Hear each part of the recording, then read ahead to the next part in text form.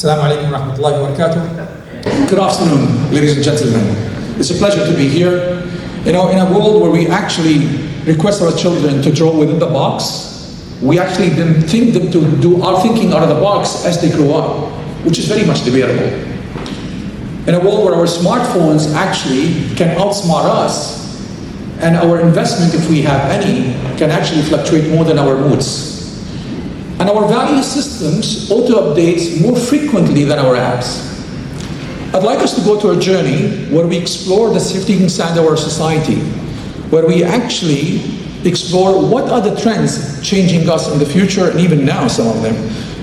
To look at the shifting sand society of sustainability, which is basically saving the environment. And then of course, another shifting sand, which is technology, and we've been facing a lot of technology in front of us, and particularly even now, the AI, the beauty and the beast, we'll discover that. And of course, a shifting sand on investment, and importance of entrepreneurship, and the importance of our health, and why it is very matters, and of course, our geopolitical situation. Hopefully we'll see a balance of powers at last. And last but not the least, our ever-evolving ethos and values. Now, some of you may thought, what all this have to do with the education system? And if you thought that, that's mean you're with me. And I'd like you to be with me till the end of the talk. Imagine a world where your smartphones can be much more smarter than the technology took us first to the moon, if we ever landed. And in a world where you can do businesses across all continents with a click of a button. It happens. And imagine an AI system can actually read your mind before even you think about it. This is not from a sci-fi movie. This is a reality. So if you go home and search anything to do with BCI, you'll get to know what I'm saying. We're working on this technology, by the way. Now, a question. How many of you feel that your education system actually prepared you for the today's world challenges? With a show of hands. Wow. Staggering, not even one. I expected some handshake. So that tells you we're actually behind the education system. If you look at the classroom of today, this is 1960s, by the way. Typical classroom, nothing wrong with that. If you look at the next picture of the classroom, this has been taken just last Tuesday. The two pictures on the left side are from the top university where my daughter has taken the picture. She's studying civil engineer over there. It's ranked 261 globally. And the two pictures on the right side is from my other son who's studying in a very good school in Dubai. But the pictures, the previous picture and this picture, the only difference between them, apart from the color, the black and white and the color one, is the smartboard. That's the only thing has changed. Because the content what's being delivered over there is still the same, does not actually convey what we want to do. Now, my relationship to my education system is not through pictures, by the way. I sit as a chairman of a lot of schools, and I go and speak in a lot of universities, so I interact with the students all the time. I also run the lab, innovation lab in universities to make sure the actually education system changes. You know what's staggering when I sit in this classroom, because I'm old to sit as a governor, as a chairman of the board, to sit in the classroom to see how the education is delivered, I realize we still do not teach them what matters, like for example, critical thinking, emotional intelligence, communication, teamwork, creativity, metacognition. All these are not there. There was a study carried out by PMC in 2020, and many other followed as well. The survey said 60% of the respondents said we've never taken any of the skills I talked about, a while ago. 60% responded none of the skills were actually taught. So you can see how we're actually struggling with the education system. Now, given that we have set the context, let me delve into one of the things I missed to say, we're actually improved in our education system in terms of literacy. But still we teach our children the reading skills, which are very important, of course. And we're teaching them writing, we're teaching them mathematics. I hope you get the picture. Look into the first trend which is shaping our society, which is sustainability, meaning that how do we serve our environment? Now, serving the environment is nothing new, by the way. Depending on your age, if you go back one generation or two generations, we have been always sustainable. Meaning that our parents taught us not to waste anything. Whatever we have to make sure we consume it well. Now I'd like to explain a very simple concept on circular economy and what the economy we're living in. We're living in an economy called a linear economy, the line you see straight line, i.e. we withdraw resources from the planet, we make goods and services, and then once we don't need them, we dispose them off, which is withdrawal, W, make, and dispose, WMD, for you to remember. Not the WMD, the other WMD in your mind.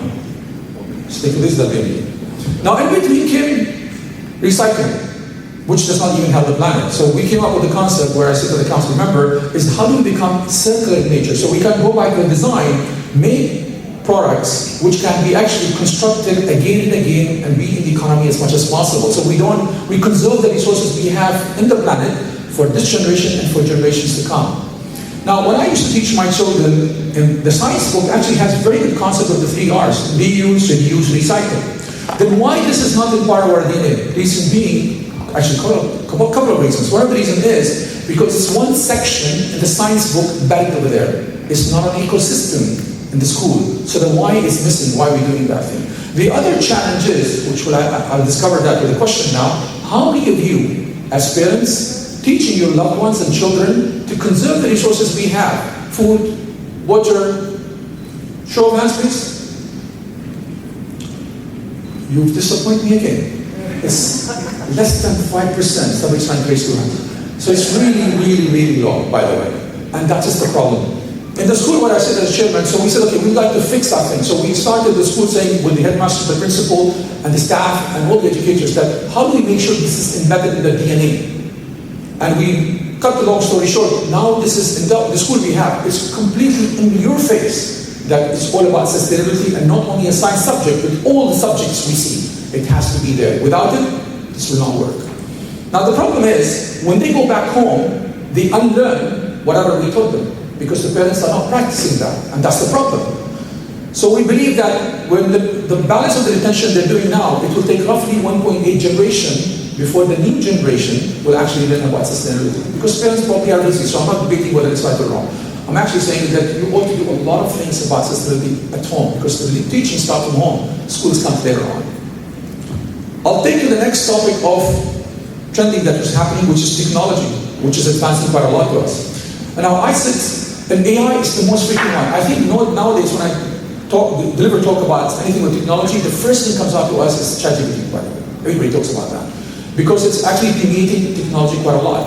But AI has actually been there since 1642, when Blaise Pascal started the calculating machine. And the term AI became in 1955, it was coined that term. I worked in AI for the last 20, 30 years.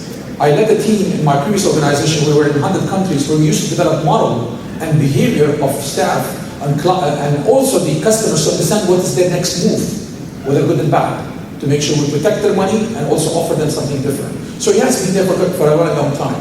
And I've been actually working on AI now as I'm doing my doctorate to do the sustainability, which is the second thing you can see, which is the circular economy that we're trying to create.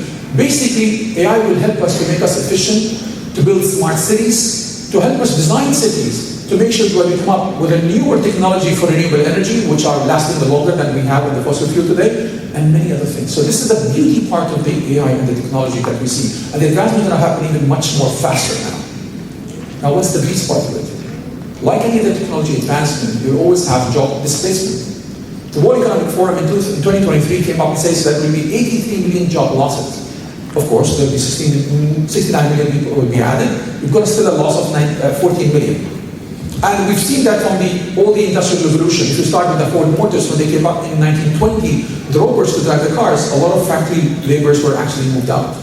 So that's mean we need to understand this reality and we need to make sure that we learn the newer technology. If we don't learn the newer technology, we'll not be able to drive and see. There is another beast part of it as well. Those who are creating it, the technology themselves, not all of them by the way, the people who believe that the Skynet situation will actually prevail in the future. You remember the Terminator movie? That's the Skynet situation. They believe that technology will take over humanity. If the technology will take over humanity, that means probably there will be no humanity, so why do we need the planet?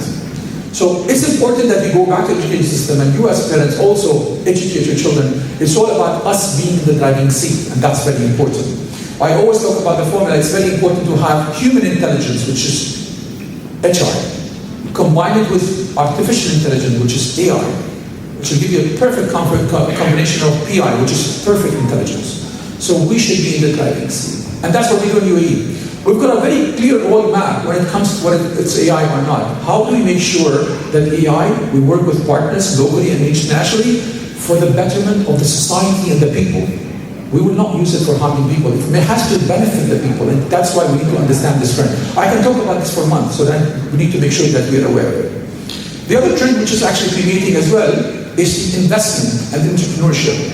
KPMG came out with a study a few years ago that in 15 years, about 15 years, the university graduate, 40% of them will become entrepreneurs. 60% will be doing jobs which we don't even know about them. 15 years is not a very long time, by the way. Now, entrepreneurship is not about just setting our business. Entrepreneurship is about the mindset. How do we challenge the status quo? How do we change things all the time? Now, I meet a lot of university students and they have a beautiful idea about investment, but they all fail. Most of them fail. Remember, 9 out of 10 actually fail their startups because they don't have the literacy of how to start up a business, financial freedom, they don't understand it, or literacy about that thing. They don't know how to secure funding as well. So unless we go back to schools and teach them that, and we as parents also be aware of it, we'll not be able to permeate and we'll not be able to improve this percentage, which is 90% failure, which is staggering, by the way. A lot of effort goes into that thing.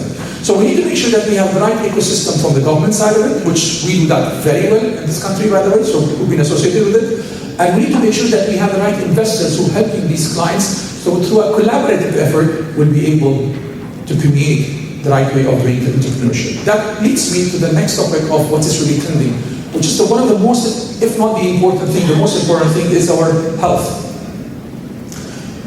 Whatever we said today, if we don't take care of our health, nothing matters in that case. And the problem, the normal phenomena is that we only react once we face with calamities. Very few of us actually go and proactively work on their health, and that's the problem.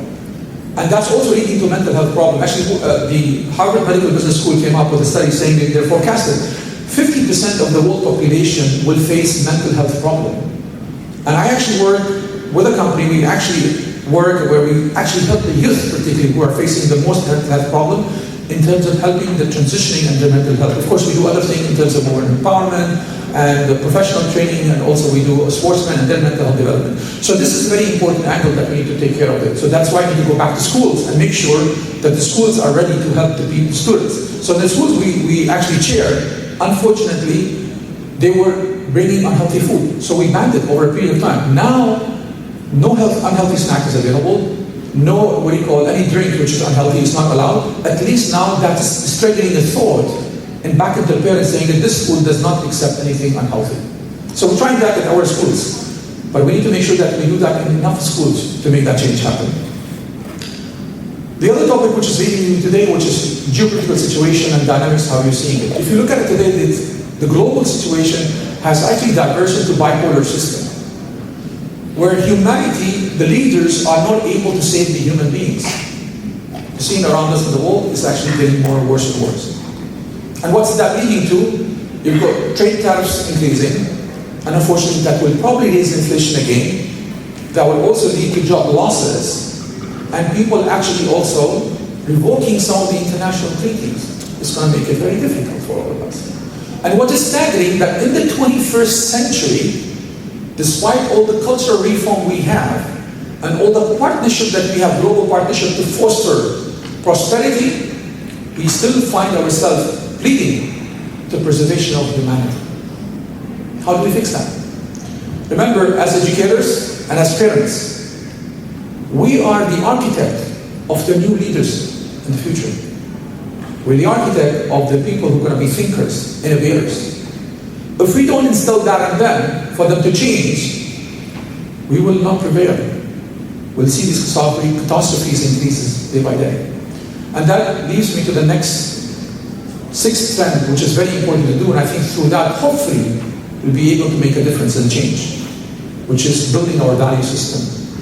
Now, it's very important that we teach our children all the things I talked about, all the trends we talked about, but it's also very important that we teach them the moral values when the world is actually eroding all the moral values. We need to make sure that they have the right moral anchor to depend on, which will they base their future relationship when they interact with people. Without it, we fail as human. So remember, this is the year of community. We strengthen our education system, we strengthen our families, that leads to strengthening our communities. And that will lead to strengthening our nations, and hopefully will inspire others to do the same thing. But it's a very important thing that we need to remember, that we need to have the respect for one another. Without knowing what's our background, our ethnicity, our religion, or even a color of our skin. So we need to keep that in our mind. So what do we do further? The three key things we need to do, and very simple, simply said, but sometimes it's challenging to do, and I think we do that very well over here. First of all, we need to make sure that we equip our education system with whatever we talked about today. And our education system needs to be agile to cope up with all the evolving landscape. This is the only system probably I know of, industry did not evolve since the 19th century, which was actually developed for the industrialists, i.e. for people working in factories. It didn't change. So we need to make sure we do that thing. And most importantly, we need to make sure that we instill values into them. And if we do that enough, it will make a change happen. Of course, we in UAE are kind of marching ahead and doing a lot of things over here. And why we are successful? Because we have a clear, strong leadership.